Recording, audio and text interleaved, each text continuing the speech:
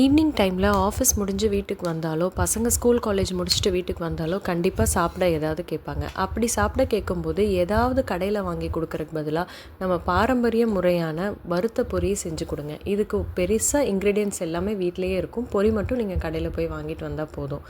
இது கூட நான் அடிஷ்னலாக கொடுக்குறது மோர் மிளகா. மோர் மிளகா ரொம்ப ஸ்பெஷலாக இருக்குங்க. பொரியில் வறுத்து போட்டிங்கன்னா அதுக்கு ஒரு கடாயில் கொஞ்சம் ஆயில், நிறைய நெய் போட்டுக்கோங்க. அப்போ தான் நல்லா டேஸ்டியாக இருக்கும். கடுகு போட்டு நல்ல பூண்டை நிறைய இடித்து போடுங்க. நல்ல எண்ணெயில் பொரிஞ்சு சாப்பிட்றதுக்கு ரொம்ப டேஸ்டியாக இருக்கும். இது எல்லாமே நல்லா ஃப்ரை ஆயிடணும். கருகாப்பில், மோர் மிளகா, நிலக்கடலை முதலே வறுத்து புடச்சி வச்சுக்கோங்க. அதுக்கப்புறம் பொட்டுக்கடலை, நான் இதில் மிளகாத்தூள் போட்டிருக்கேன். கொஞ்சமாக மிளகாத்தூளும் சாம்பார் தூளும் கலந்து வச்சு போட்டிருக்கேன். மஞ்சத்தூள், இவ்வளோ தாங்க இதோட இன்க்ரீடியன்ஸ். இதை போட்டு நல்லா வறுத்து பரட்டி எடுத்து கொடுத்தீங்கன்னா ஒரு கப் நிறைய சாப்பிடுவாங்க.